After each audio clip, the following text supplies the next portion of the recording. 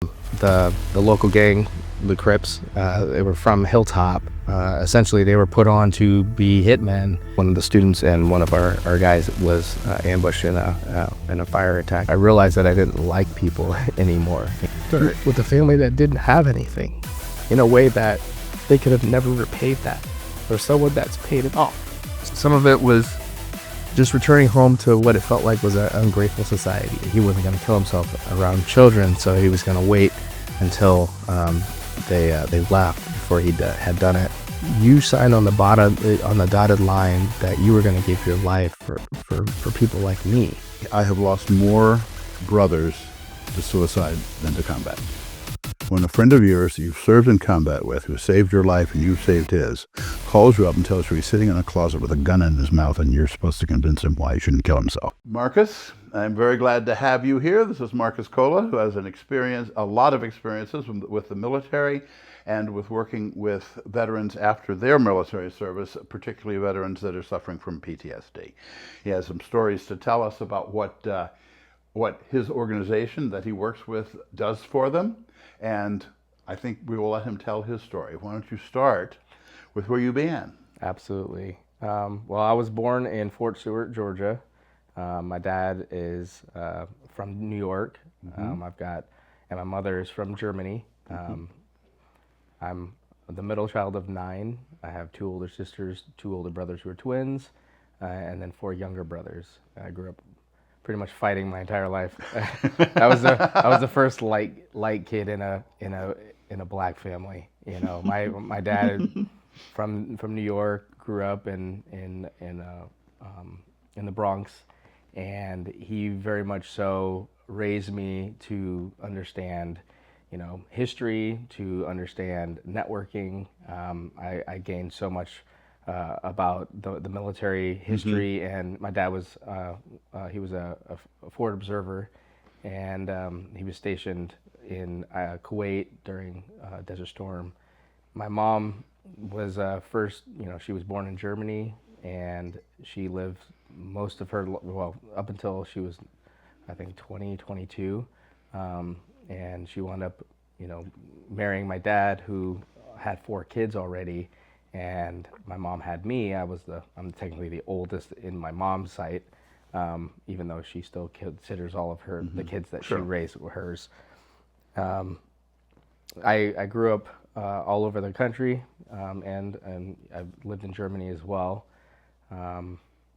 mostly in Washington State. My other brothers, unfortunately, during the time of Desert Shield, my dad was deployed again, and at the age of 14, my older brothers were gang related, and so I grew up also in a household of understanding gang culture and that hierarchy of outside of the military as far as chain of command. And explain that a little bit. So my older brothers were put on by the local gang, the Crips. They were from Hilltop. And after being expelled from school, my older brothers, one Halloween, took me and my little brother out trick-or-treating, and after 45 minutes, they came home, they brought us home, and I'm looking at my little brother like, why are we going home? Like, we got hours to go, right? But they wound up getting into an altercation later that evening, with the local blood gang, and Crips and the Bloods. Yeah, Crips and the Bloods. And my brother was shot in the shoulder, and at 14, you know, and I remember waking up in the morning and just being like, it was probably 2 o'clock, 3 o'clock, because there was commotion going on. And my mom was dressing my brother's wound, and I was kind of beside myself. It's the first time I'd ever seen a gunshot. But my little brother was so young. I was 8. My little brother was 4. You know, growing up in a family of 9, at the time it was 6. There was definitely a hierarchy of you know, my oldest sister was definitely in charge of us. My second had, you know, the assistant being in charge.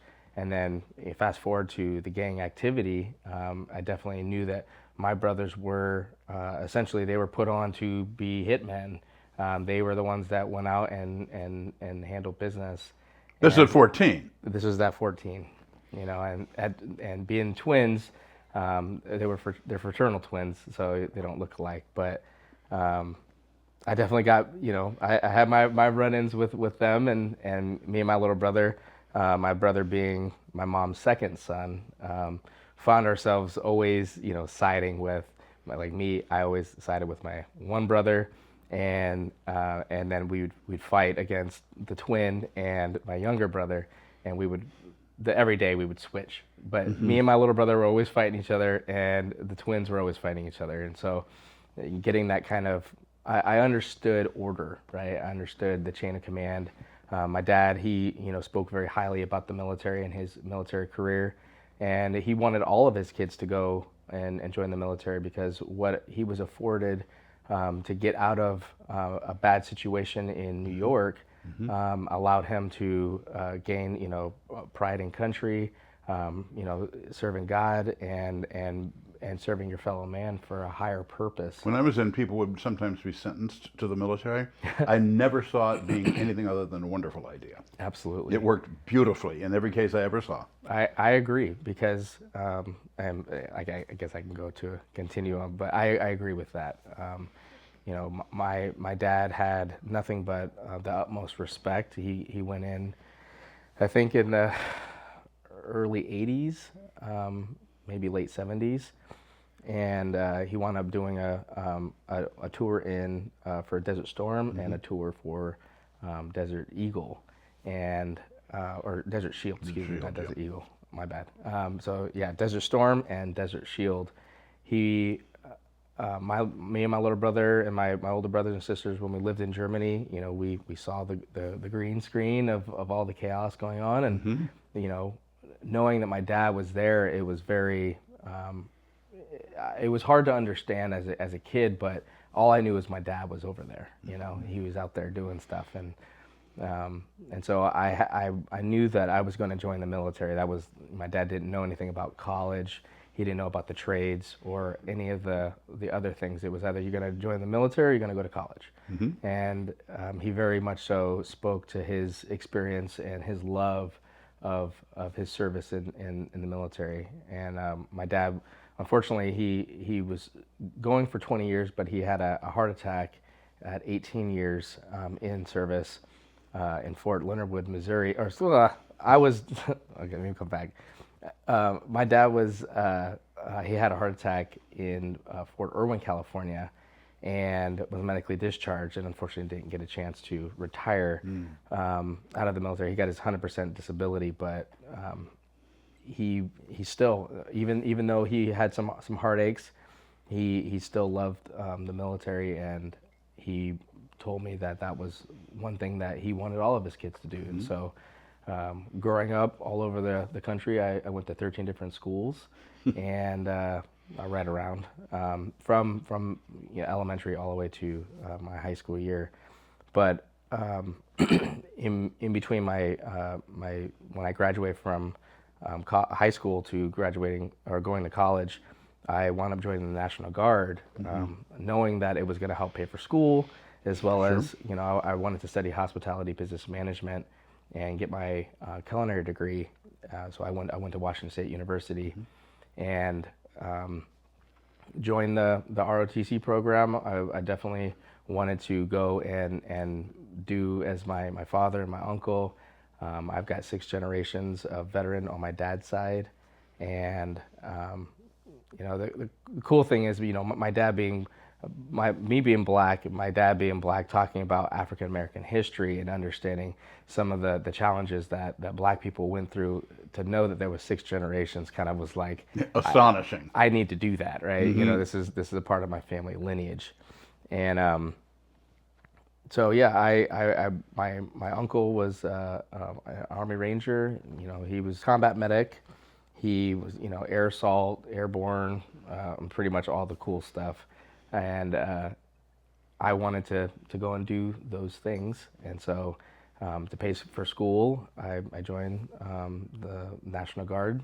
They had what is called the simultaneous membership program, which if you're in the National Guard and you go to college, and join the ROTC program, there's what they call a simultaneous membership, where you actually get more money for college. And so I was going to take any and all advantages to try to get that.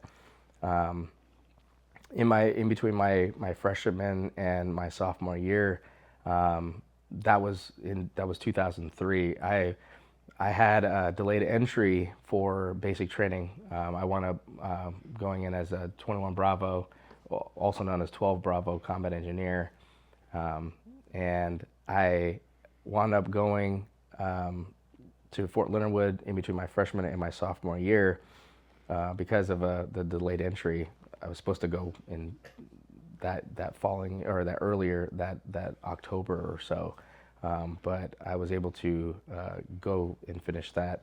I went to basic and AIT. I came back, and when I came back, I went back to school thinking, hey, I'm just going to go back to school and I'll drill, And I had papers for to go and be part of rear detachment for Operation Iraqi Freedom. I think it was OIF 3. It was 2004, 2005 time frame.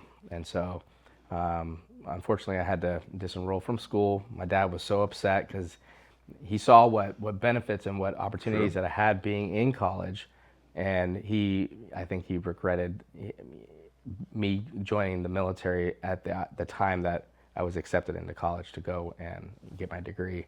But either way, I signed on the dotted line, and so it was time for me to go, and I wound up going to Fort Lewis at the time, Joint Base Lewis McChord, and I trained with the 19th Group Special Forces. We did everything from CQC to MOB training or drive training, and I was part of the rear detachment. I think there was like 175 of us that went, and I still remember this. We get to the airport is January 1st after training from November 1st all the way to December 31st. January 1st, we were at the airport, SeaTac Airport, and the colonel, he pulled all the guys aside that went to Washington State University to inform us that one of the students and one of our guys was ambushed in a fire attack, and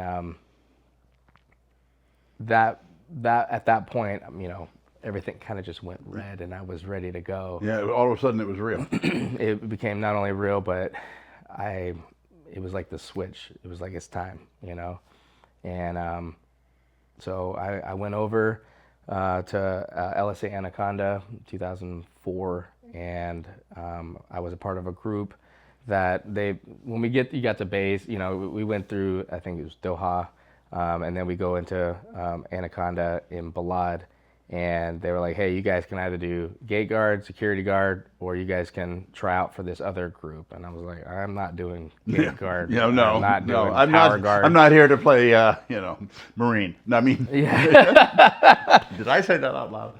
Yeah.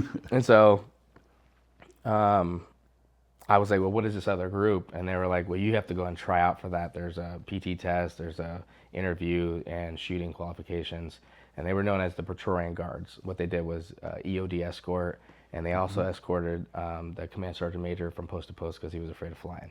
And so, So we had to drive. Great. right. And so we get there. I do the Praetorian Guard tryouts, and I don't know how many there were that had applied for it, but they only chose 5, and it was because they only had 5 vehicles. And I was told, hey, welcome to the group. This is who we are. This is what we do. And if you wanna get to know all of our routes and know exactly what we do and how we conduct ourselves, you have to drive.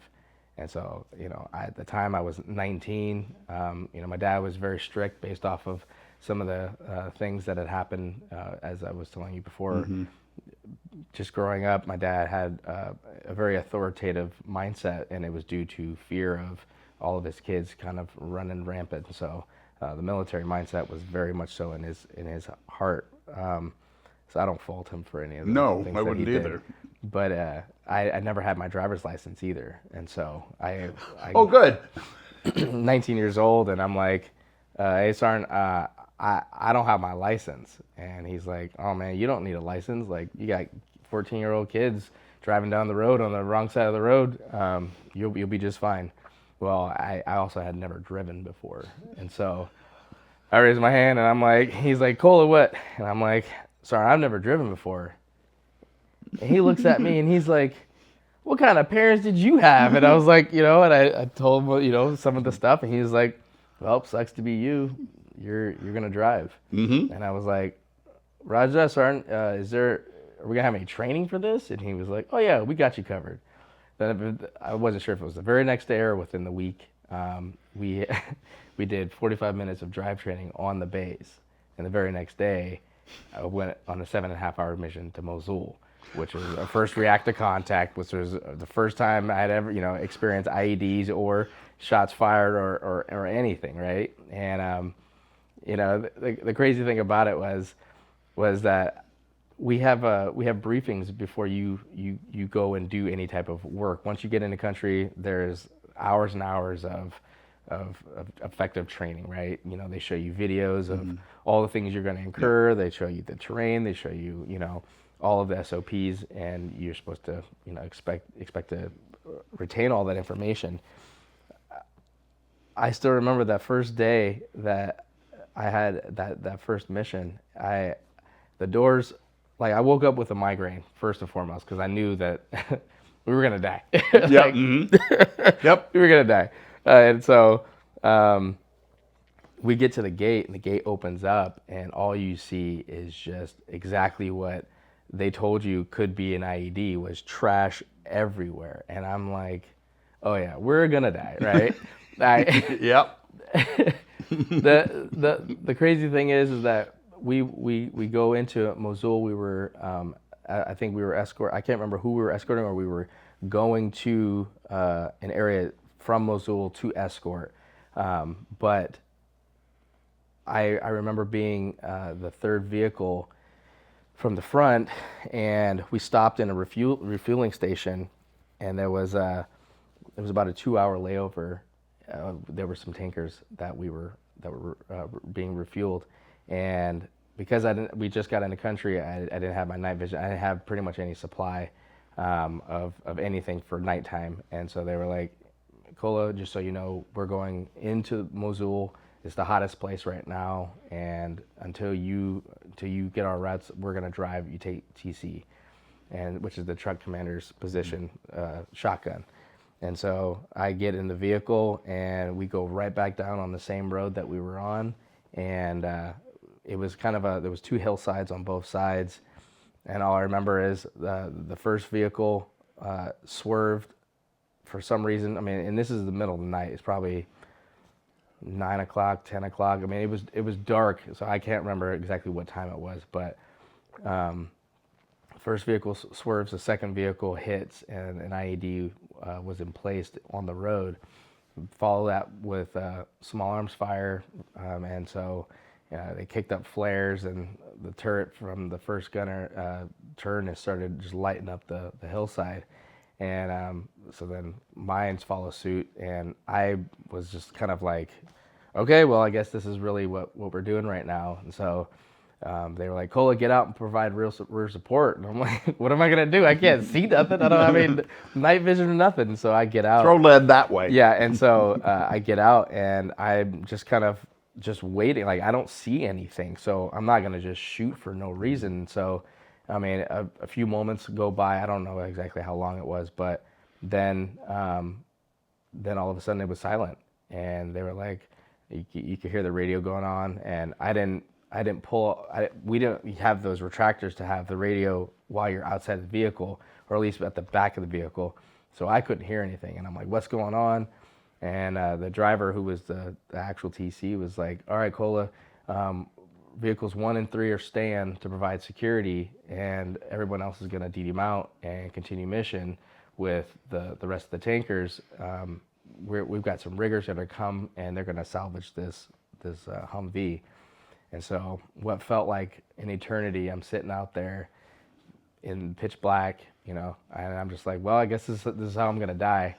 I never realized that, you know, like in my head I was like, they're obviously gonna come back or regroup or something, but we just stayed out there until the riggers came, and we came back to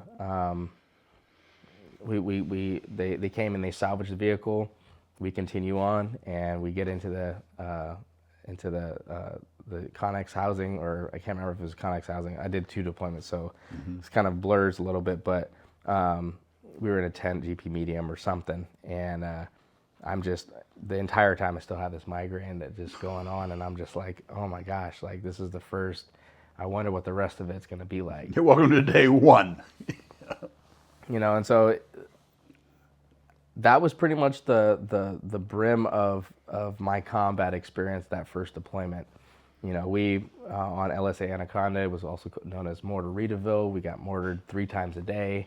It always seemed as though it was like breakfast, lunch, and dinner. You know, just some guy living, you know, close was like, all right, before breakfast, let's get out there and, you know, pop some mortars. And so, and we had a couple rocket attacks, but for the most part, I really didn't. It didn't affect me so much, that first deployment, because fortunately, it was from January till March, and then we returned home, and it was amazing to see that even just in that much amount of time. Now I did the training prior to that, but that I come home and I was expecting just to jump right back into things, you know. Very next day I went to Warp Tour with a friend, and you know, I was like, let's just, you know, go back into college and finish up where I had left off. And you know, I had a girlfriend at the time. Actually, no, wait, yeah, I had a girlfriend at the time. She's my wife now, but we she was my girlfriend, and she was at home and very supportive of me. I go back to school, and the first thing I recognized is once school started was none of my friends that were friends are friends anymore. And I mean, I still had this tight-knit group, but the ancillary friends, it's like I'm trying to pick up all these lost pieces. Like, so who's with so-and-so, you know, why are we not talking to this person or that person? And we're trying to return back to college classes. You know, I looked at the same people that I once knew, and I just was like, nothing's clicking. I mean, it was almost like going to like the Charlie Brown, where, you know, every teacher sounded like the adults on the cartoon, you know, and I could not focus. I was failing my classes, and you know, I heard through the rumor mill that we were gonna get deployed again, and so I was like, you know what, screw this. Like, if this isn't working, then maybe I'm not meant to do school anymore. And so I wound up disenrolling from school completely after that. I think it was the second semester. The first semester I was deficient, and I wasn't gonna.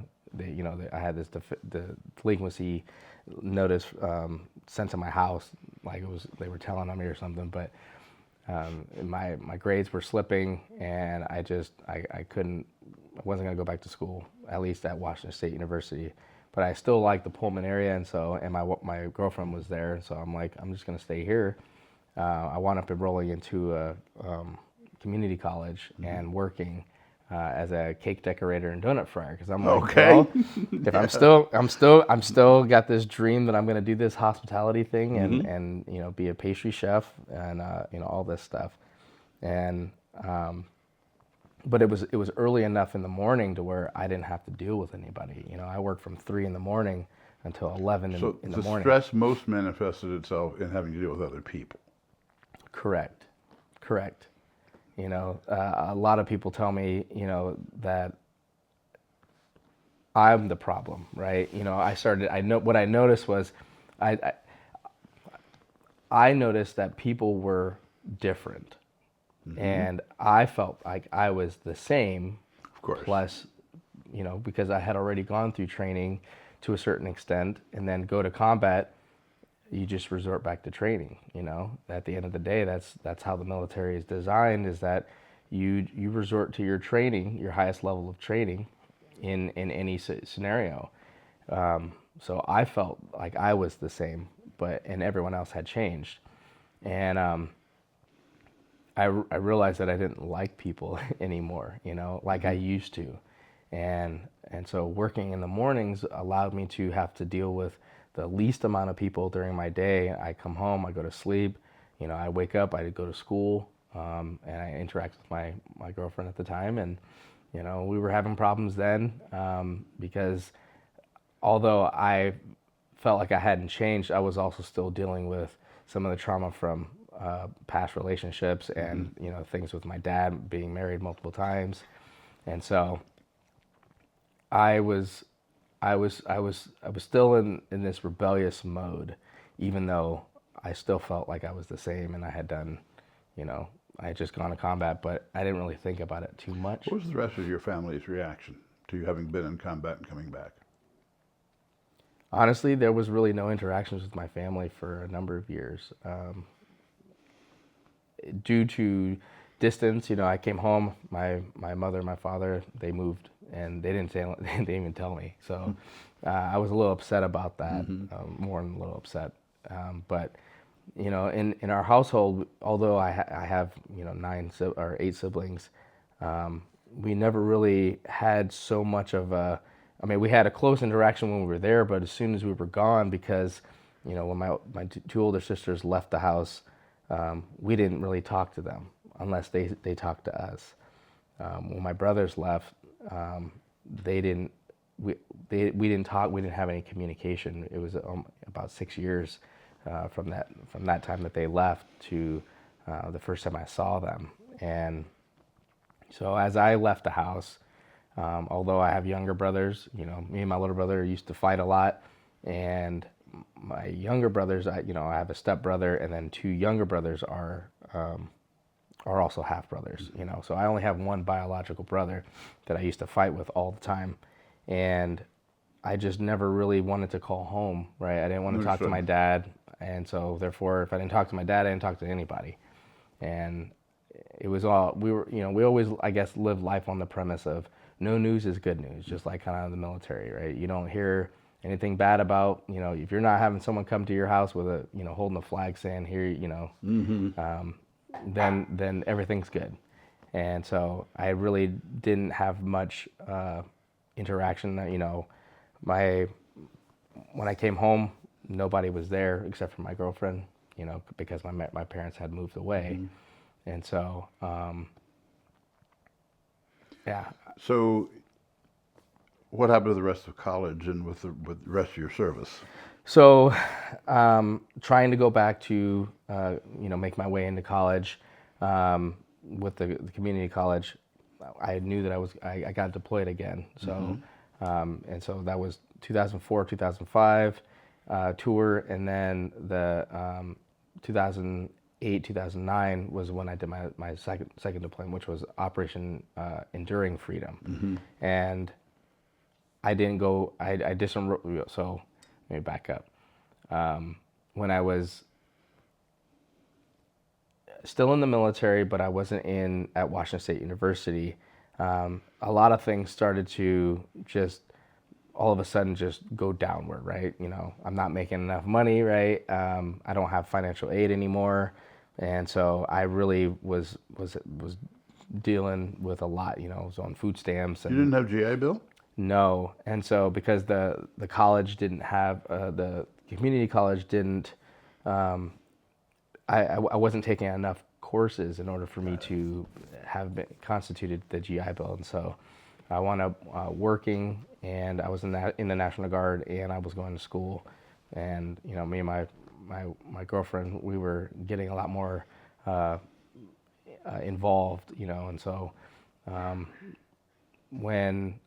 right before my wife was working at the university at the time, and I remember in between getting deployed the first time and the second time, towards the latter part, before I went and got deployed, my little brother calls me up out of the blue, and he was in an alternative school in Colorado, and I vaguely remember him having to go there. Um, I found out later that he was messing up in school, and he was kind of following not the same route as my older brothers, but he was in a very rebellious stage. It wasn't gang related, but it was just mischievous, defiant, and he calls me up and says that he's gonna run away from the school, and I was like, I mean, I where's mom and dad, and he's like, I'm not going there, so can I stay with you? And I'm like, little brother, I would love for you to come and stay with me, but I'm getting ready to get deployed. And I was like, he's like, well, if I can't live with you, then I'm running away. And I was like, so I wound up speaking to the president, the principal, and just kind of finding out what was going on with my little brother. And he was like, yep, I mean, he came in voluntarily and he can leave voluntarily. So is there a place that he can go? And I was like, well, I mean, I'm a college student and I'm getting ready to get deployed. I don't know really how this works, and so he said that being an adult, he can make his own decisions, and if he wants to come and live with me, that's fine. They'll get him a ticket. And so he came and he lived with me and my girlfriend for about 6 months before I got deployed. And I told him, hey, I don't know any more than you do. I can explain to you kind of the things that I'm doing, and the only thing I require of you is that you're gainfully employed and you're moving out. And he gave me his word that he would do that. But when he got there, it was like how we were when we were kids. He just wasn't listening to me. He didn't want to follow instructions. He wanted to be his own person.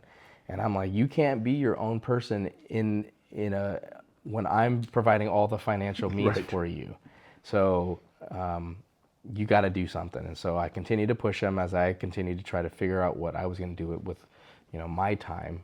And knowing that I was getting deployed, I had already gone through my first deployment. I knew kind of what to expect, and I knew that I didn't want my wife to be there by herself. And so we wound up moving back to her hometown in Vancouver, and she and her sister took over their parents' house. And my little brother moved in with them, and my wife's sister, she had a boyfriend, a very abusive boyfriend, who didn't rear that ugly head until after I left. Which, there was a scenario where he actually.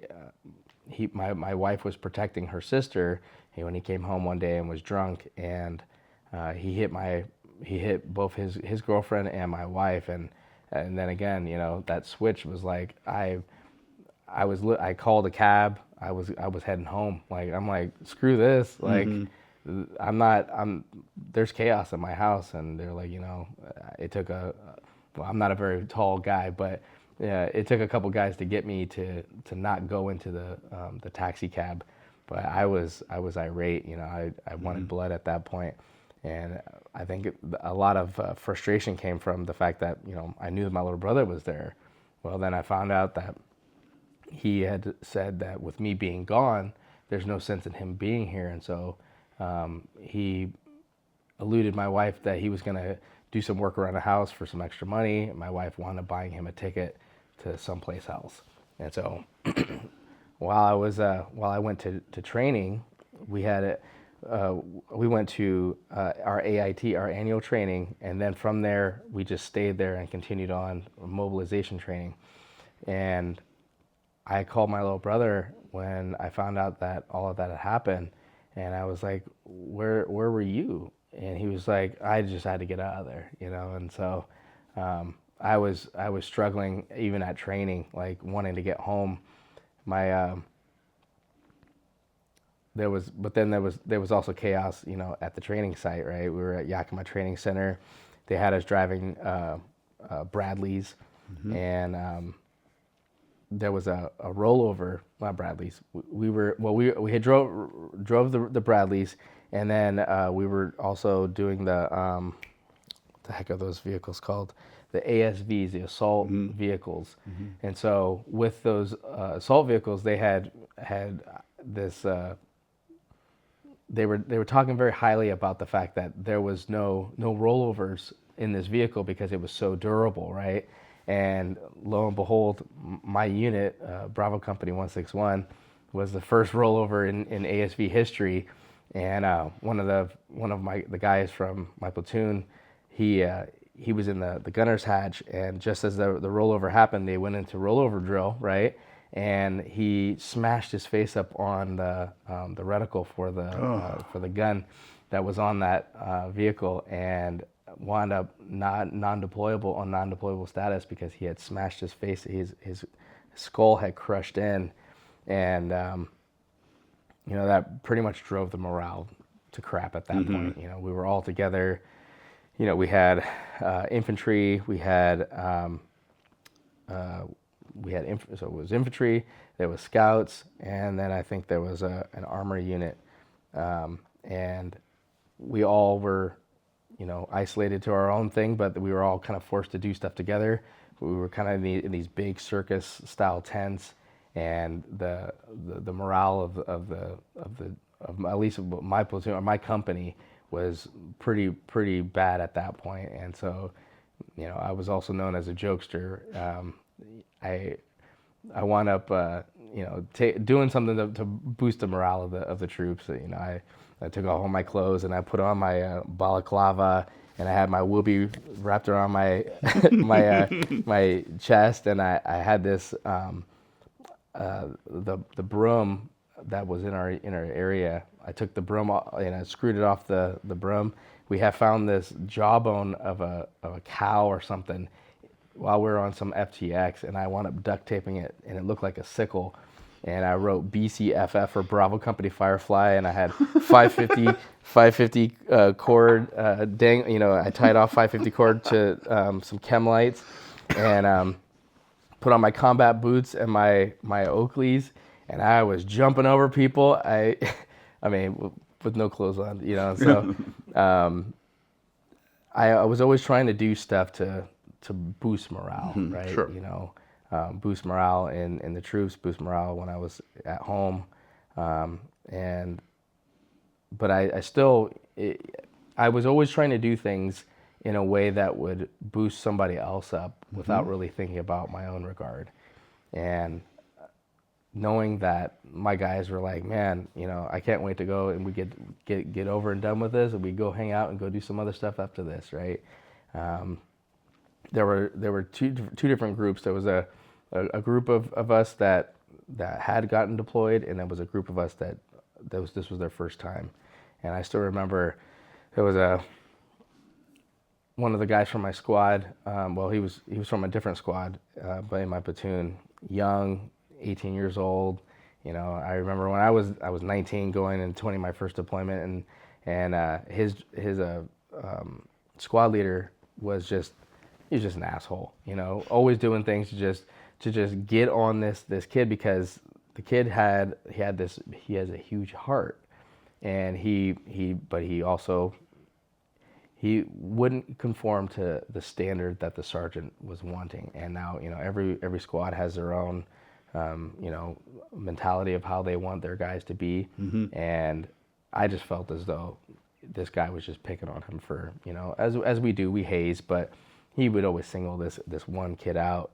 And I remember telling him to just whatever you can preserve as a human being, take that one thing, just one thing that makes you, and put it into your heart and lock it up and let him strip everything else from you. I said, because if you can have that one thing that is yours, they can take everything else. And for him, it was art. And I think that was the way that we bonded. He was in his cot, laying next to me, and I could hear him that he was crying, And I was like, "Hey, man, what are you doing?" And he was like, "Nothing." And I was like, and then that's when I had told him to, lock this stuff up into his heart. But he actually drew. I had him draw this for me. Wow. And he wound up Wow. creating this for, I had a specific idea in mind, and so he wound up doing that for me. And but the cool thing is that while we were going through our deployment, the entire time, I mean, he was still himself as the artist, but he grew into just this badass soldier. He was also a driver, and This is on your second deployment. this is on my second. Was also his second deployment? This or is his first deployment. Okay. And so, it's crazy to watch as the progression between my first and my second deployment. Second deployment, I was a lot more comfortable. We went back to LSA Anaconda, which was now known as Joint Base Balad. We escorted third country nationals, AFES and Bird King and Green Bean Coffee for half of my deployment, and then the other half we wound up doing dismounted patrols up in Mosul. So I had been to And both. dismounted meant you went patrolling on foot. Yeah. Correct. And so we had some daytime and we had some nighttime missions, and it was remarkable because like as I'm doing these things, I never felt as though life was changing for me. I was because I'm ever present in all of these different things, but I could see the change in people that had never been there and watch the progression. Now I had more time that second deployment because it was a full deployment. It was 6 months of training and then 9 months of deployment. And it was really cool to see, like I said, the progression of some of these people throughout the deployment, whether we were doing third TCN escorts or we were doing dismounted patrols. Now, the cool thing is that the vehicles changed while we were, in between the two deployments. And although I had a really hard time with my first deployment driving, I learned how to drive really well, in combat. And we were in up armored Humvees the first deployment, and the second deployment we were in MRAPs, which were created by International, and they're almost like the semi-style. I'm not sure if you've seen them before, but Yeah.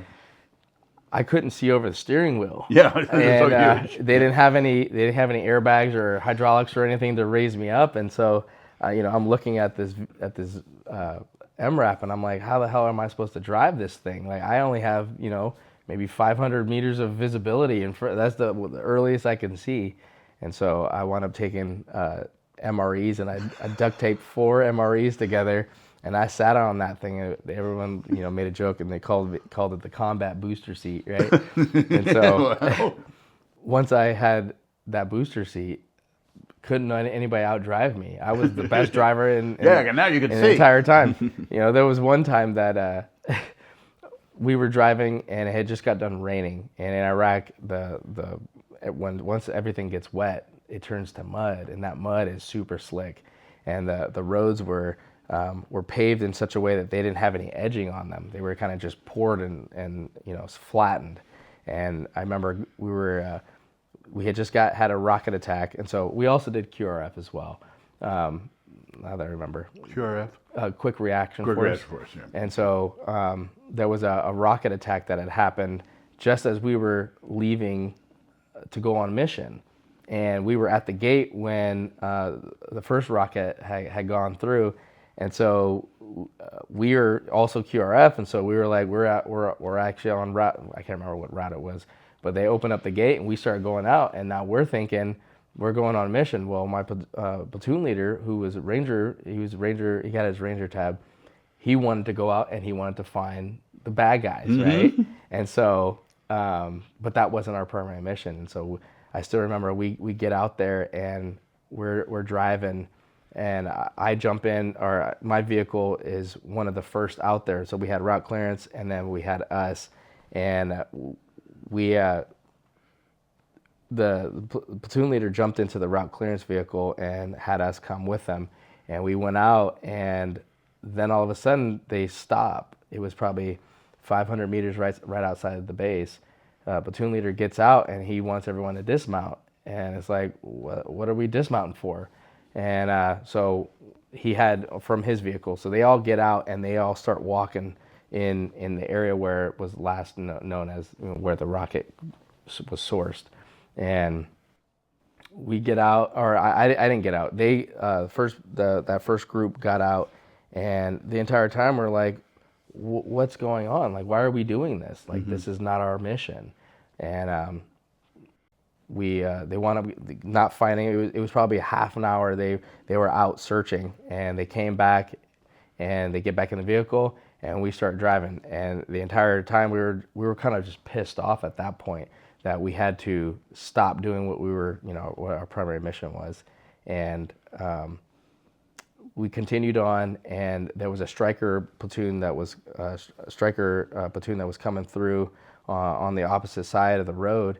And I remember trying to give them enough room. I moved over just enough, but the road, like I said, had no edging on it. And I remember my wheel slipped, my tire slipped into the mud, and it's just kicking up crap, and I'm trying to get back onto the road, and I just get it up onto the road, and it just throws me into the opposite. It flips our MRAP, and we turn. I think my squad leader says we turned 1.5 times. It felt as though we only did like a 90, a little bit more than that, but I still remember, like, we hit and we turned. I tried to overcorrect, and it threw us, and I tried to overcorrect, and realizing that we were getting ready to start spinning, I tried to turn into the spin, and like I said, we spun all the way around, and we were so close to hitting that striker, one of the strikers. And I look up, and I can see my gunner, and he's just like, man, my butt just puckered on that one. Oh, yeah. I look at my squad leader, and he's just like, now that's what I'm talking about, right? And I'm just like, we almost died, It would have been bad. It was crazy. I didn't really think too much of it at the time. We just continued mission, and we wound up doing whatever we were doing. I think we were escorting. Tell us some information about particularly the dismount missions. So our platoon was the only platoon that left the company, and we went up to go do dismounted patrols. The dismounted patrols were interesting. We just walked through the streets, and the goal was to win the hearts and the minds of the Iraqi people while we went and looked for bad people, right? And so we had intel that there was so-and-so with a gun in this house, and we're like, okay. So we go into these houses, and we see that these people have only one AK-47, and it's just like, all right, well, let's just leave these people alone, right? But we go where we're told, we fight where we're told, and we win every fight.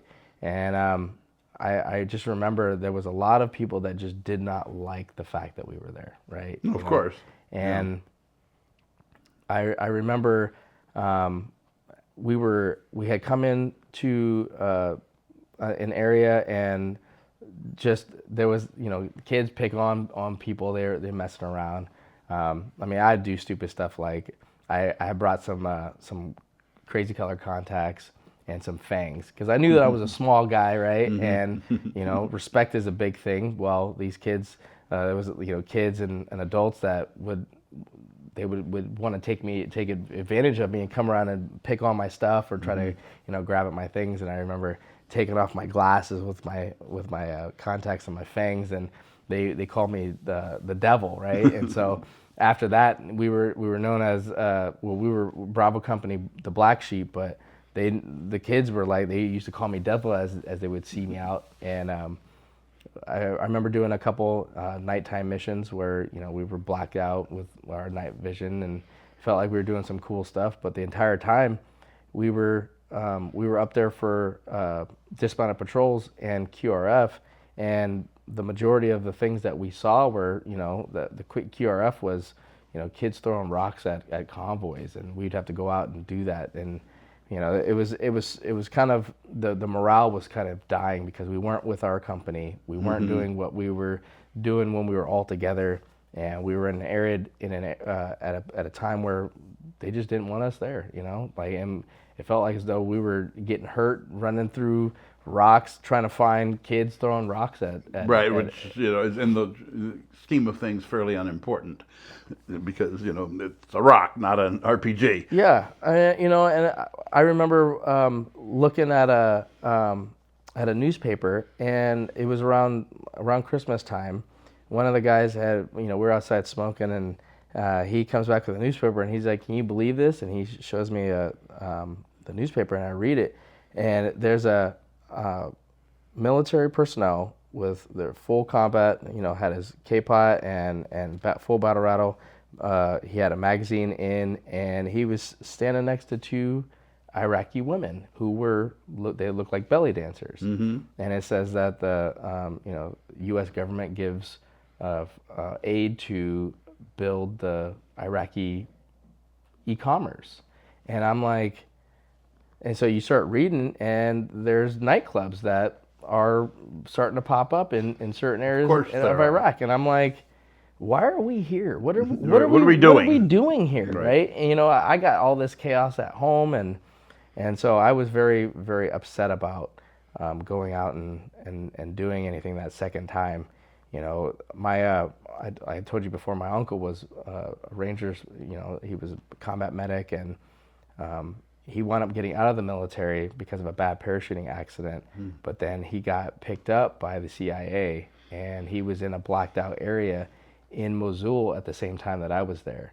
And before we went up to Mosul, I got an email from him saying, "Hey, I don't know where you are, but I'm here where you are.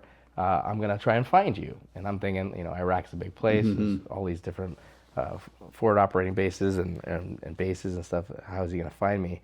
And I remember going to the DFAC one day, and they, you know, you're supposed to clean up before you go into the DFAC, clean your boots, and, you know, and wash your hands and stuff. And so we go, the doors open, and the first thing is the wash station, and they had this metal mirror that you could, it's a steel sheet that you could see through, but it wasn't a mirror. And I remember washing my hands, and I remember the hairs on my arms started to stand up as I just thought about my uncle, just out of the blue. And sure, to my surprise, all of a sudden the doors open up, and this guy in civilian clothes with a beard, and it didn't look like us or anything. I see him walking, I can see his reflection as he's walking past me, and he just looked oddly familiar. And so I turned around, and I recognized it was him. And I walked up to him, and I was to his back, and I was like, "Excuse me, sir, I didn't see you check your gun back there. I need to see your ID." And he turns around, and his eyes get huge, and he gives me the biggest hug. And, you know, and so I got to go sit with him and his special operations guys, and just for once the first time in Iraq, I just felt like, man, I'm home. Like, this is family. It felt like everything kind of melted away, all the anger and all the stuff. And he invited me to come to their little blacked out area in Mosul, and I remember going back to my squad leader or my platoon sergeant, and I told my squad leader, and he was like, "Dude, that's freaking cool. Like, you gotta talk to the platoon sergeant." And so I went to the platoon sergeant, and he didn't like me too much because, you know, I was a National Guard guy, and I had gauges at that time, but, you know, I had these holes in my ears, and he just looked at me and he said, "Mission first." And I was like, "But Sergeant, we're not doing anything out here." And unfortunately, that was the last time I had saw my uncle. And so, but the cool thing, the reassuring thing was, I was like, man, if anything happens, I know my uncle will come and get me, right? Any of these patrols that we do, I don't have to worry about it because my uncle's a badass and he'll come find me. And so I want to finishing up that tour, and I went home, and you know, I just felt as though like this was the end of it, because I knew that I was getting out of the military at that point. You know, I was stop lost. I was one of the last stop lost guys. And I came home in 2009, and I remember just there was a difference between how I interacted with my friends when I came home the first time. The second time, I was expecting to return as if it was the first time. You know, before all of this happened, I was just going to be this guy, and there was a lot of reconciliation that I needed to have with my wife. And so the first thing I did when I came home was, I wanted to show her who I was and where I came from. And I remember driving back down to Lacey, where kind of all of the stuff kind of happened with my older brothers after my dad left. I didn't mention them, during that time. My mom, she was an alcoholic, and there was a lot of drugs involved once my dad left because of the gangs. My older brothers when my brother had got shot, my mom moved my brothers away to go live with my sister, who was living in Minot Air Force Base. She was in the Air Force, and during that time, I was experiencing a household with my brothers being gang related, and them not being there, and the gangs continued to have these parties at my house, and Great. and so I had to be them at that point, and then at that time it was just me, my mom, and my little brother, and I was 8, my little brother was 4, and you got all these gang members in my house, and I'm like, me and my little brother wants to watch cartoons, like,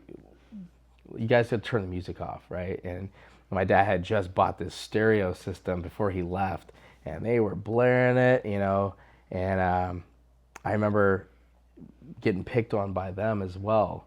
I went in, I turned off the music, and they'd beat me up, and there was one time I got hit by one of the guys, and I just had enough, and I went into my back room and I picked up the bat that we had in the closet, and I went out there, and I was like, I just swung for the fences. I was like, my little brother wants to watch TV, and the crazy thing about that was, like, that was the house that we lived in. It was the first house that my dad had ever owned.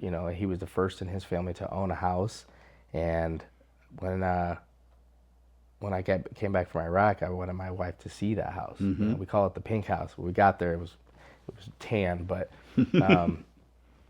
I was expecting to go home and kind of reminisce of the stuff that I had done, and then this block of military service that was like, all right, well, it's still fresh, but let's go back to the basics, right? And while I was in Iraq, I knew that I wasn't going to go back to college, because there was no point. Like, after all that was said and done, I was getting out of the military. I didn't know what I was going to do with my life, but I wound up talking to some guys that were in the trades, outside of the military, and my mindset was I wanted to do something with my hands. I wanted to. Let me back up for a moment. Well, I want to get into that, but let me back up for a moment. What of your time in the service proved to be of greatest stress for you? Not at the moment. I mean, driving by an IED is a pretty stressful event. But what proved to have the longer lasting effects of stress on you with the military service?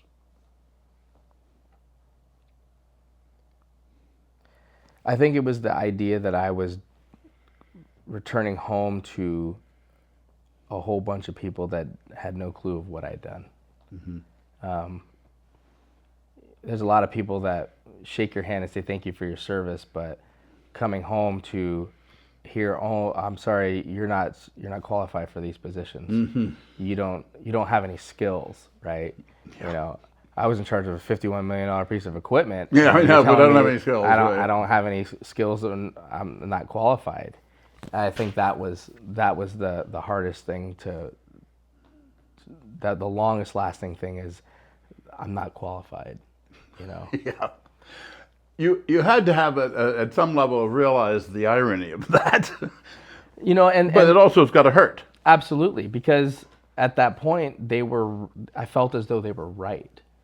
I had wasted my life in the military to to have no qualifications to have a job that would allow me to like take care of my family, you know, and so it was either, you know, these temp services, or, you know, I felt as though I was back again at the beginning, you know, and so I had applied for the electrical apprenticeship without having any experience, and that was probably the best decision I had decided to make, was to take a step into something that I had never done, as opposed to trying to go and do something that I wanted to do. Right. Right. There was a program as I was demobilizing Fort McCoy, Wisconsin, called VICE, Veterans in Construction Electrical, and it was kind of like a helmets to hard hats. They had this mini job fair where they had, you know, veterans in piping, helmets to hard hats, and they had other job you know, opportunities. But this one was called VICE, and when I was speaking to what I was going to do with the rest of my life when I got out of the military, to some of these other veterans who were in the trades, they were like, man, if I could do it all over again, it'd either be electrical or plumbing. And, you know, I started thinking about that, and I was like, well, if the zombie apocalypse were to ever happen, those are the two jobs Very useful. that you would have value. And so I saw this VICE program flyer or banner, and I walk up to the guy, and he's like, you ever thought about being an electrician? And I was like, yeah, I thought about it. And he's like, well, just fill out this paperwork. And I'm like, you know, it's got all these financial stuff, and I'm like, I have no idea. Like, I don't know how much I made, you know, I don't know insurance or any of that stuff. And so I filled it out, about 70% complete, and I submitted it. And like I said, I went home thinking, all right, well, this is either going to happen or it's not going to happen, but I'm not going to sit around and wait. And so, you know, these temp services and things, in these other job applications that I went out for, it was just deny. But thank you for your service, you know? Yeah. And it was about 2.5 months later, I was like, you know, I'm going to have to go on unemployment or something. I had no idea what to do, right? And I had never done unemployment before, so I was pretty hopeless. I was like, I don't know where we're gonna go, what we're gonna do. You know, my wife was working as a stay-at-home operator for people in the trades, whether it's esthetician or electrical, getting your licensing. And she was like, you know, we can survive off of this for a little bit, but you really should find something. Well, I wound up getting a letter in the mail from the VICE program, and they said that I was accepted for an interview. And so I drove from Vancouver up to Renton, and I sat in front of 6 National Electrical Contractors Association board members and 6 International Brotherhood of Electrical Workers. And they sat there, and I had to give them my transcripts from high school, and I had to track all this stuff down. And I show up, and first thing they said was, it looks like you didn't do well in your math when you were in high school. And so what makes you think that you're going to be able to keep up with the curriculum? And I said, you know, sir, I'm not a kid anymore. I mean, all of these things that I've done in the military has given me a sense of pride and drive. And then another question was, well, do you have any experience? And I remember something from when I was in basic training, when we were shooting. I had never shot before, and there was some other guys that were talking big game about how they had shot, and you know, they're gonna get expert and all this stuff. And I wound up shooting sharpshooter, and one of the drill sergeants had mentioned, you know, how numbnuts over here who learned Kentucky windage from his uncle wasn't worth the training, because he had all these preconceived notions about how to shoot. And the drill sergeant said, I'd rather take someone that knew nothing and train them to what I need them to do than to untrain somebody and retrain them. And so I used that exact same line at the apprenticeship evaluation or interview, and I just said, "Well, sir, I don't know anything about being an electrician, but I assume that this is the best place to learn, and I would rather know nothing and learn everything from the experts than to come with my own sense of electrical knowledge and possibly hurt myself or somebody else." And they seemed to like that. And so I scored the second highest evaluation in the vice program. And I think what was most remarkable about the vice program was that it was under the understanding that these are veterans coming into the electrical trade. And because of that... Which might ask why they're asking all these questions with that not a single veteran, except somebody who had to be an electronics technician, would be able to answer correctly.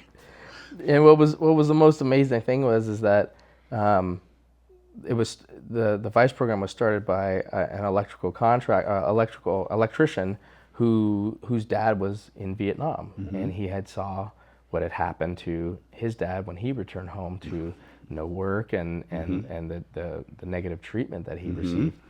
And so within the program, the first 2 weeks of it, they called it soft skills. And I'm like, what is this, right? And so I come in with 13 other veterans, men and women, and all from different branches. And I still remember hearing, some of the guys saying, "Yeah, I heard we're going to be doing a soft skills class." I was like, "What? Learn how to be nice to each other?" And there was this lady named Jude Boston, whose son is a veteran, and she knows, and she's not only a therapist, but she understands, psychology, and she was the one that ran the soft skills class, in which she actually cracked something open in my head with her trainings, because there were things that I had forgotten about in my past that I remember having a dream so vivid that it was real, that I woke up and I just cried, and I was able to have a moment with my wife in which there was healing in this one light, and still to this day, me and Jude are still friends. She's she always regarded me as her favorite student, and I could see why, because once I started to recognize some of the things that she was saying was actually truthful, our relationship I was able to trust her. And so when I got into the apprenticeship, the actual curriculum, the first year, actually he did the full first year.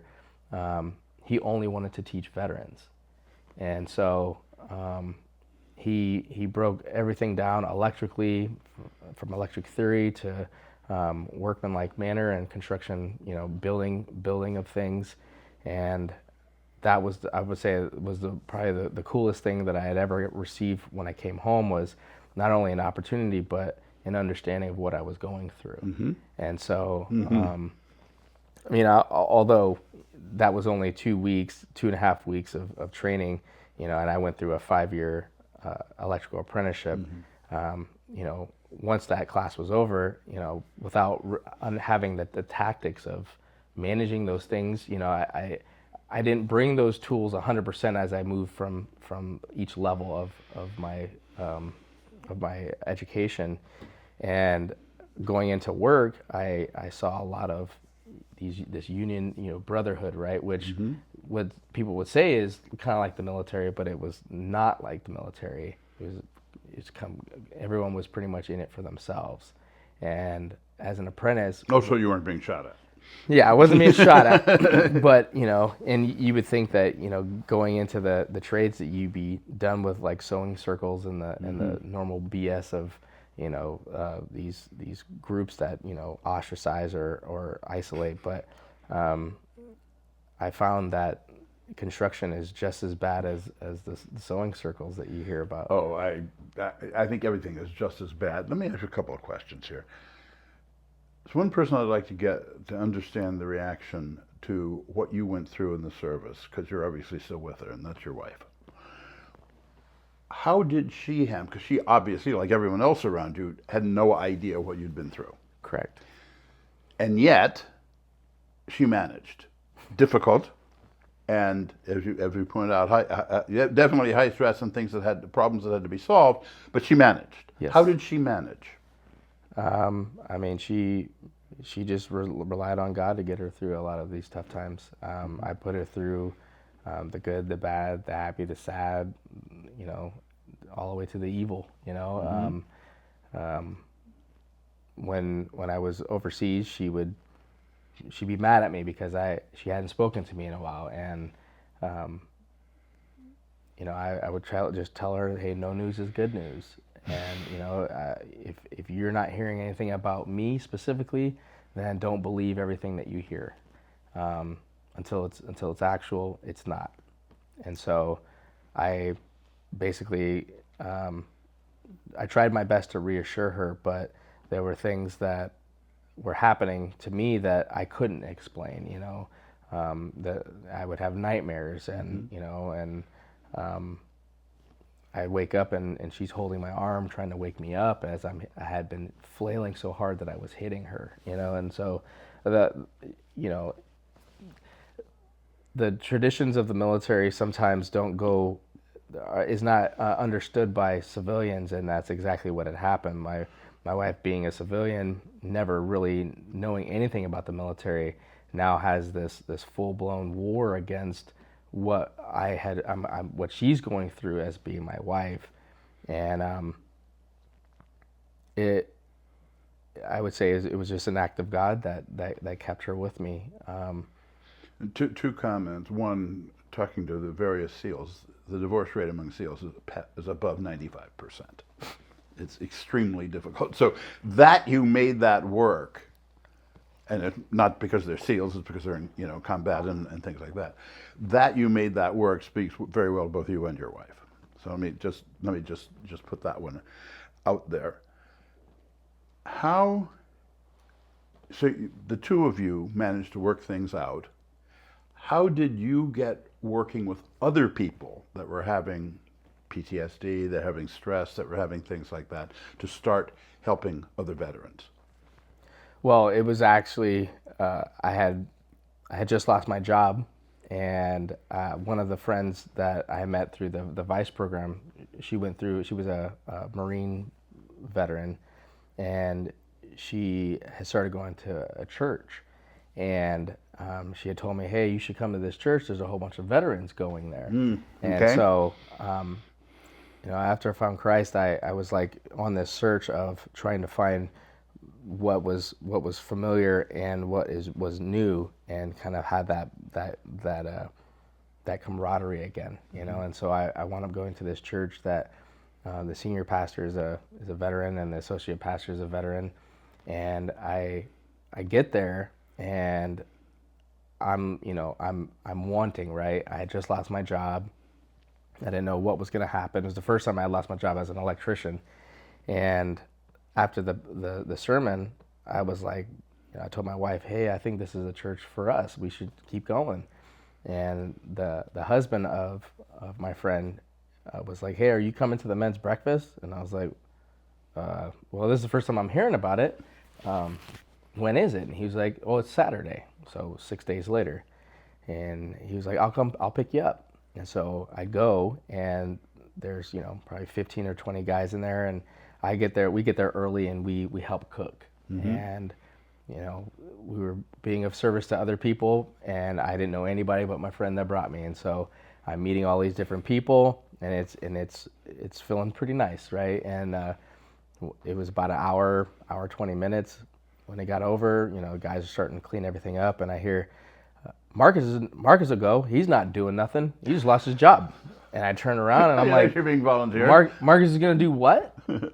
And he was like, build a house. And I was like, well, I think I could do the electrical. I think I could wire it. I don't know anything else. And I said, well, when are we building? Well, I said, where are we building this house at? And the first time I had met him, his name is Quinones. He looks at me, and he's like, Mexico. And I'm like, okay, how? So, you know, I had just lost my job. I have never accepted anything from anybody, but I'm like, I also don't like to give excuses, so I didn't want to tell him that I didn't have any money to go. But I asked him how much it was, and he was like, well, a guy dropped out, room and board is covered, you just need to get down there. It's about $400. And, I was like, to go build a house? And I was like, well, when are we building this house? And he said, tomorrow. And I'm like, okay, I don't know if I'm going to be able to go. That's too short notice. And Aaron puts his hand on my shoulder and he was like, man, if you want to go, you got to learn how to walk out on faith like Jesus did when he walked on water. Mm-hmm. And I just was like, I had never heard anybody say that to me before. And, so I prayed and just said, God, if this is for me, like, open up the door. And he was like, why don't you just call your wife and see if you can go?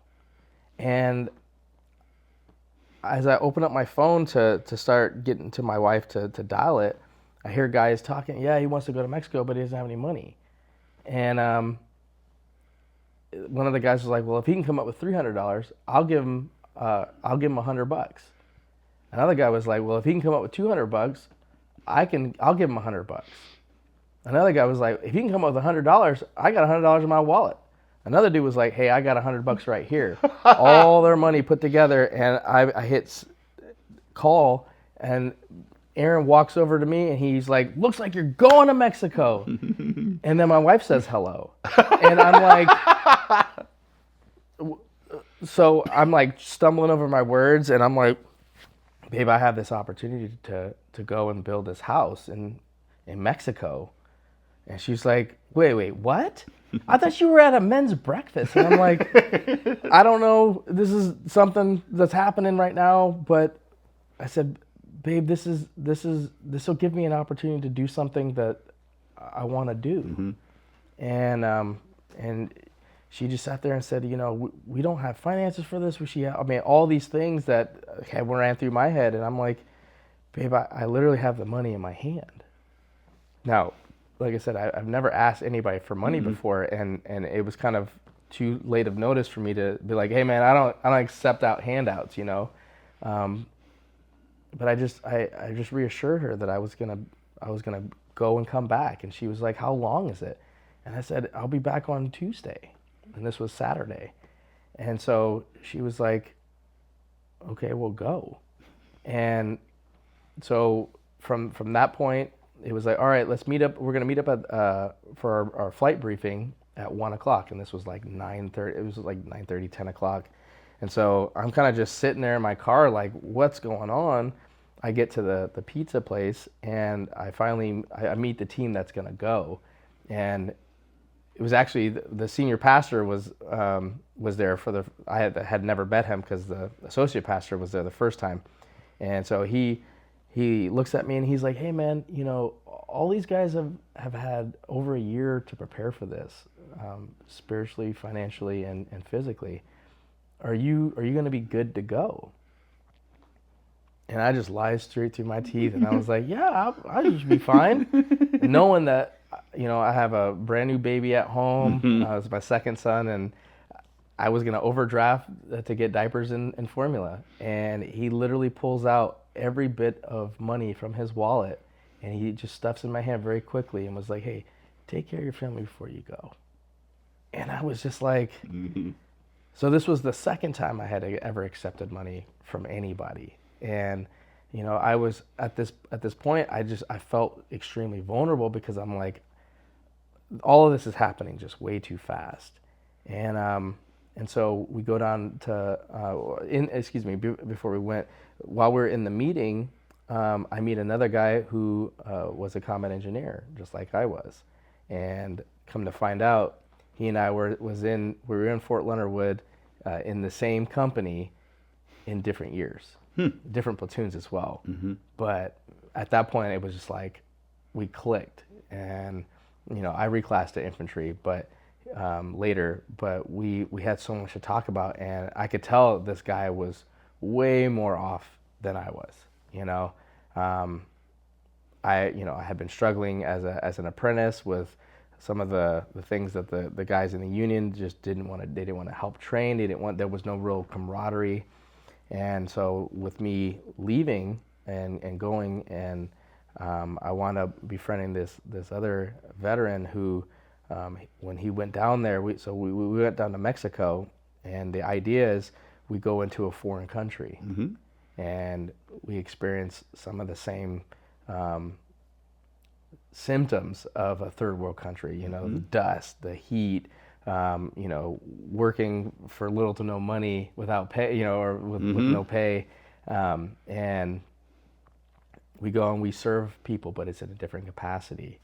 And I still remember getting down there, and you know, they wanted to honor us, and so they actually had a dinner that first night, but they had shut all the doors, right, because it was a kind of a private party. We went through YWAM, Youth with a Mission. They had a base down there in Rosarito, and my buddy, who the combat engineer buddy, he started to freak out because all the doors were closing, and I didn't experience that when I got there. I was excited about this adventure that I was on again, right? And but for him, it was like the walls were closing in. And I remember as they were trying to honor us, he gets up and he leaves. And nobody else got up at that point.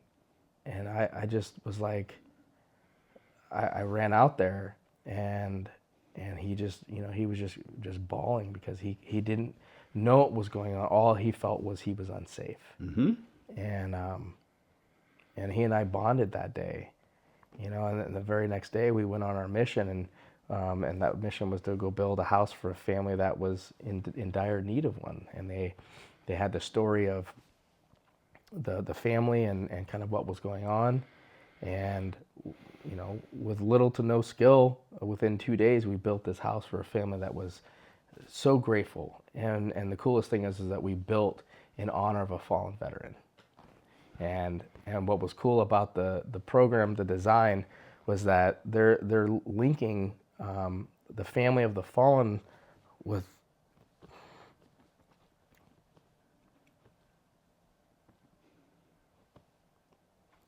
with the family that didn't have anything, in a way that they could have never repaid that for someone that's paid it all.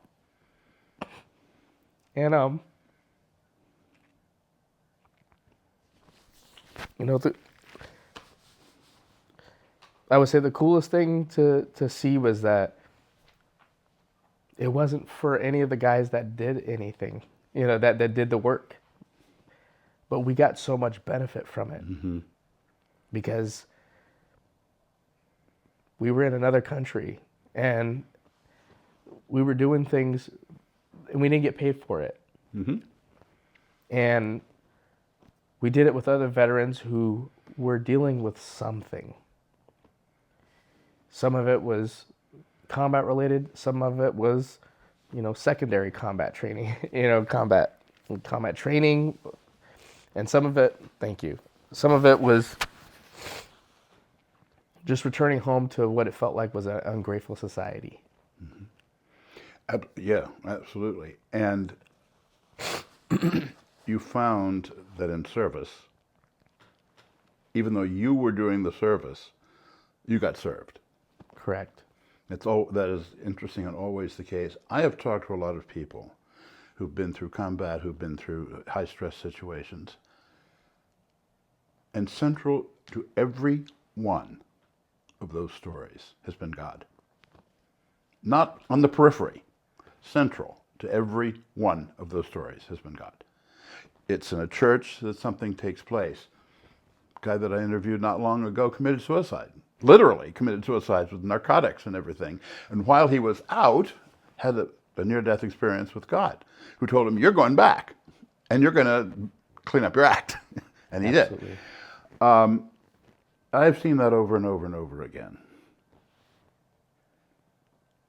Why do you think, looking at internally to you, why do you think God is working that way with you and with a lot of other people, that in the service comes the healing.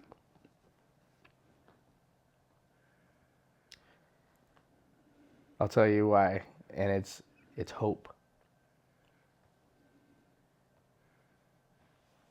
I heard this story about the military conducting a study on what makes the U.S. Marine Corps the most fighting, the best fighting force in the world, and in order to conduct that experiment, they used rats or mice, and so they took mice and they put them into a jar of water, and they watched how long the mouse would take to drown. Mm-hmm.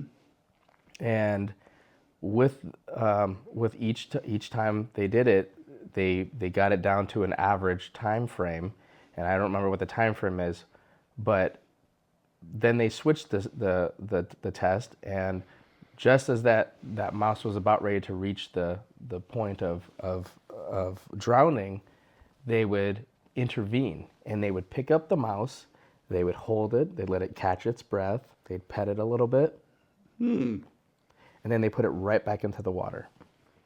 And that mouse lasted significantly longer the next time. Interesting.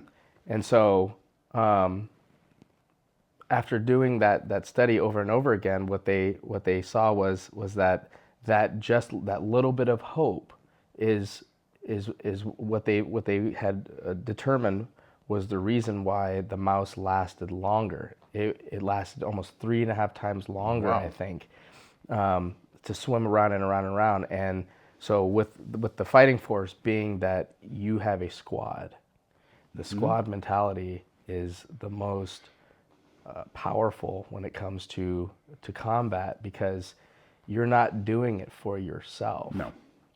You're Everyone serving, I've talked to is your brothers. You're serving your brothers to your left and to your right. Yeah. And that same mindset is what I recognized that I had through this organization with other veterans who were suffering, and they didn't feel as though they had that after leaving the military.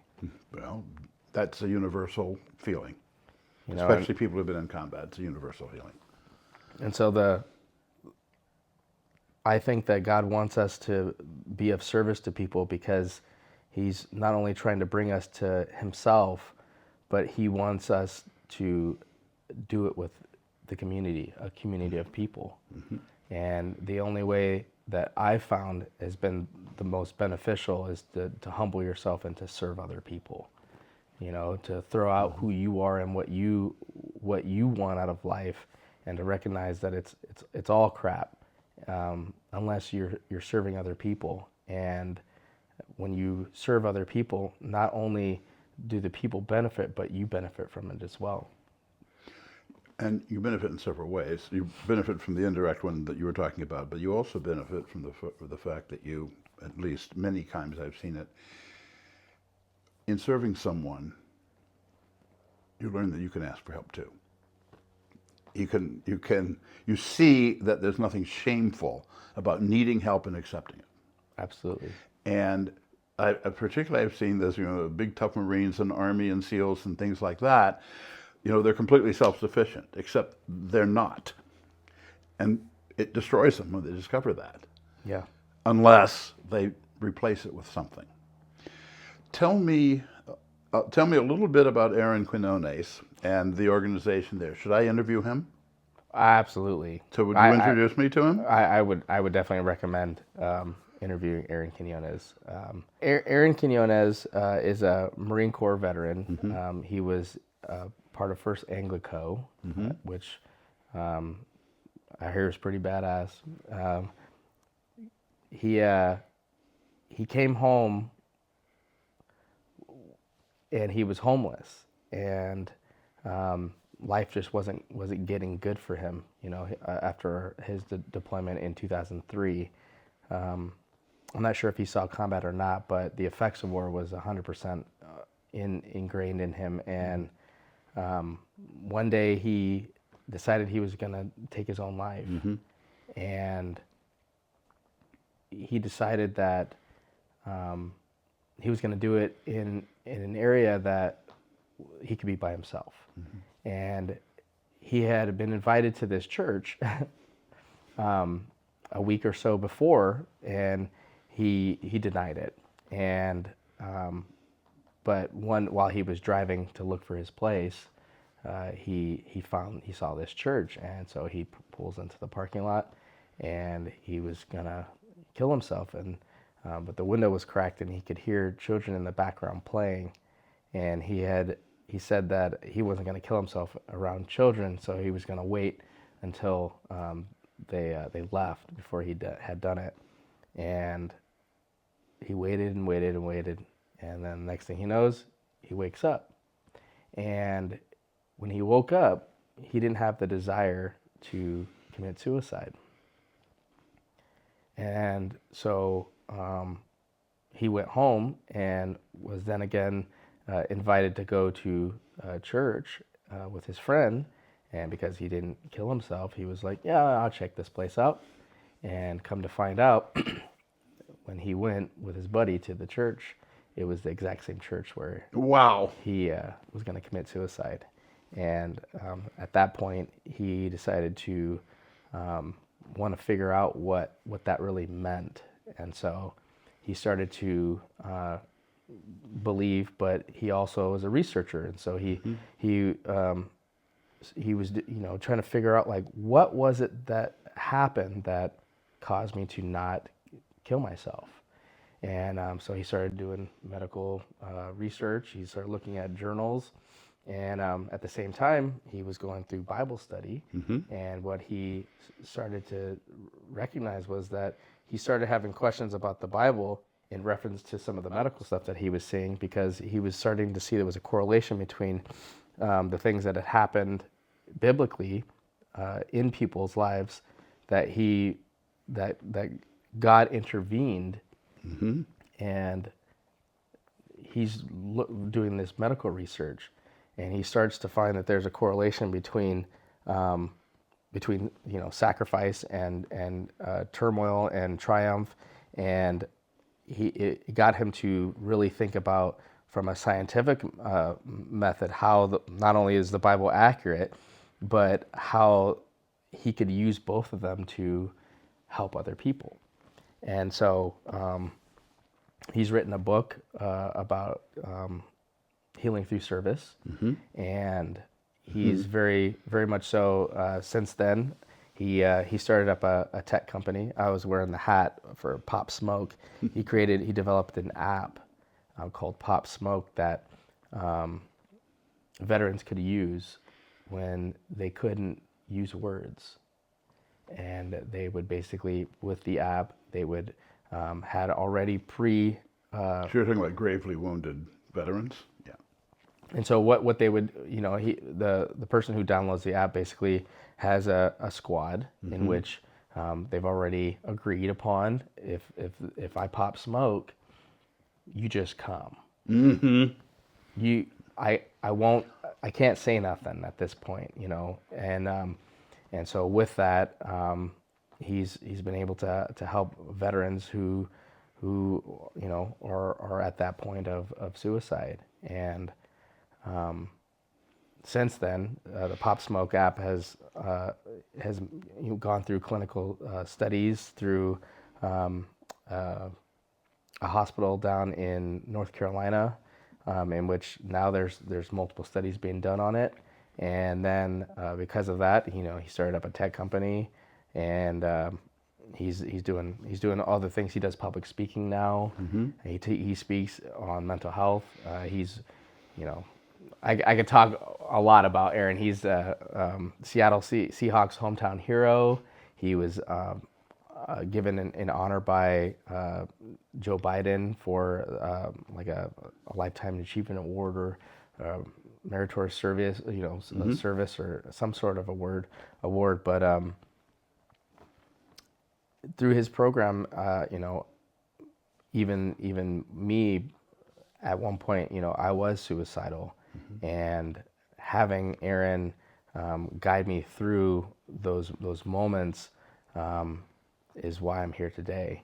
You know, Aaron's my best friend. We've gone through multiple missions now, to Mexico, to Africa, to Cambodia, and he goes where he's been told to go, and he serves at a capacity that I think every veteran wants to be able to return back to life, and not have the effects of trauma to cause fear for them to stay stagnant, you know. And as a result of going through his program, and going through church, you know, like I said, I've been able to build my life on a spiritual level with God in my life, because I know that that's my ultimate purpose, is to be a servant. And I came with this, you know, after going on all these mission trips, I came back with a new sense of purpose, which was that I was going to heal through serving other people. And even, you know, going back to the electrical trade, and I had my business partner, who at the time was the superintendent of the company, when I was suicidal. One sec.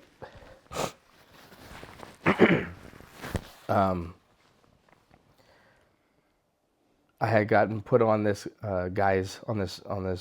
this one job for the Port of Seattle South Link Light Rail, and the superintendent of the company was known as just the best guy, right?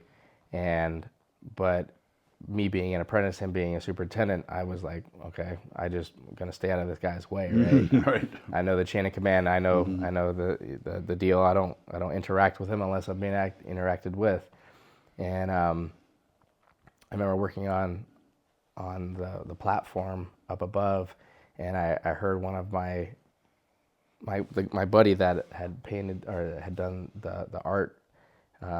He had just gotten arrested for murdering somebody in Spokane, and when I looked at the publication that was done, it had said that radical white veteran shoots unarmed black man.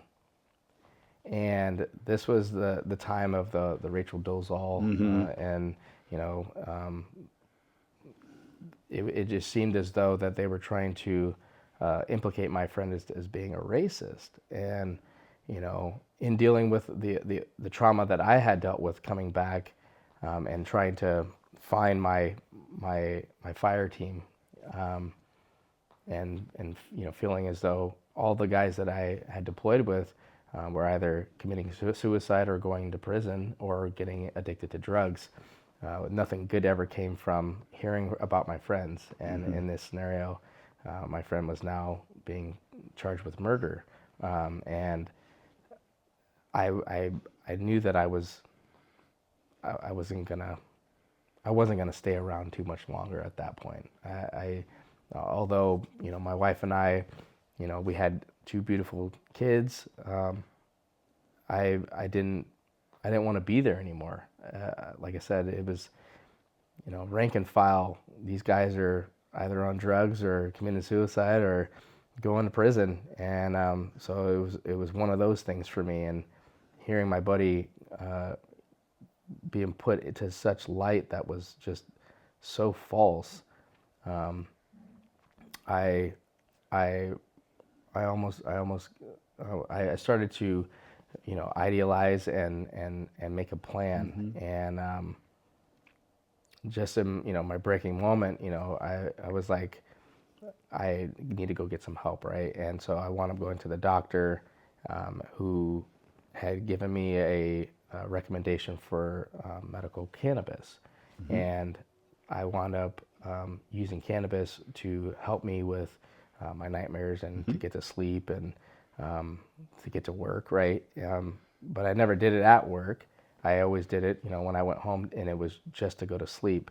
But because I was a part of the union, you know, and on certain jobs there's urinalysis that we have to take, I was in fear that I was going to lose my job because I was doing something that was not authorized. And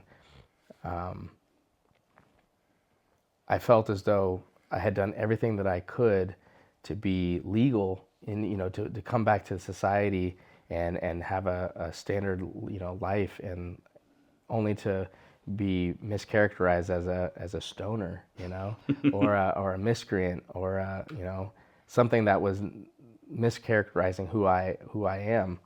And when I was at work that one day, I was working with another apprentice, and they had pulled us down off of the scissor lift for my apprentice to have to go take a urinalysis. And after all these things that I've told you were happening, my guy's committed suicide. I was just like, you know what, I can't live under these conditions. I was living in fear. I looked at my buddy and I'm like, we both have to take urinalysis, and he's like, no, just him, not you. And my heart just sank, and I'm like, they're gonna find out somewhere or another, like one of these days. And I remember dropping all my tools. I dropped my bags, and I just walked half a mile back to the shop where the superintendent was, and I just knocked on the door. And this was really the first in-depth conversation I've ever had with him. And I knocked on the door and just said, hey, I need you to lay me off. And he was like, what? Like, you're one of my best apprentices. Well, I can't just let you go like that. Like, what's going on? And I just broke down, and I just said, I take medications that your company does not authorize, nor will they ever. And I'm in fear of my life every single day. And he was like, what are you taking, if you mind me asking? And I was like, I use cannabis to help me get to sleep. And he had said, man, Marcus, there's so many people that smoke pot, it's not even a big deal. And I was like, but that's not me. Like, I'm not one of those guys. And he saw the anguish that I was dealing with, and he was just like, Marcus, I'm sorry that you're going through this. And he was like, you signed on the dotted line that you were going to give your life for people like me, who have only been an electrician his entire life. And he's like, I feel bad that you have to feel this way. And so he was like, if you trust me, let me do something, and I'm going to help you with this. And I was like, I don't need you to do anything for me. I just need you to just let me know when I have a urinalysis, because I can make sure that I pass those tests. And it was almost as if it was the first time a civilian has shook my hand and said, thank you for your service, and honestly meant it. And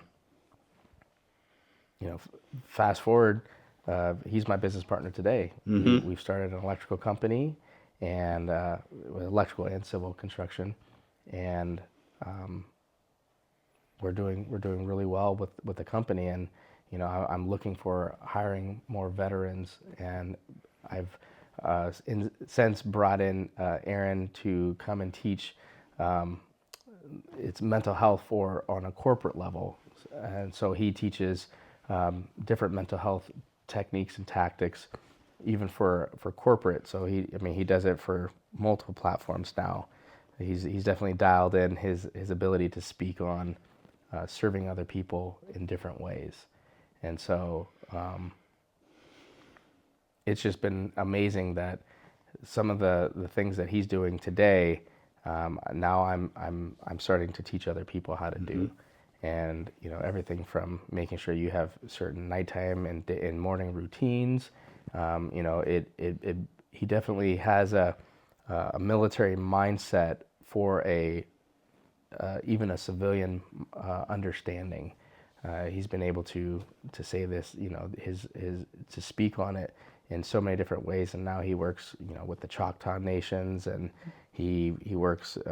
He's been on 10X stages, and and he's doing extremely well. And and I consider him, you know, one of my heroes because I'm now able to work and go through some of these really tough decisions, you know, whether being a business owner or being a husband or being a father, that I didn't realize that I would be able to make it through, you know, things that are tough. And a lot of times I still fail, you know, but the cool thing is that I have these tactics that I can now use and they're in my toolbox that I can help other people, and I can also help myself. And being able to ask for help is definitely, I'm not as shy to ask for help now. Good. Good, because that's the primary problem that I've seen, certainly in the veterans who have been through, well, who've lived in life and death situations, and then now they're finding they have to ask for help for something that isn't a life and death situation, even though it really is. Well, thank you very much. I really appreciate you meeting with us today and talking and presenting. For those of you, I appreciate you watching us today, and ask that you like and subscribe to the channel. And thank you very much. See you next time.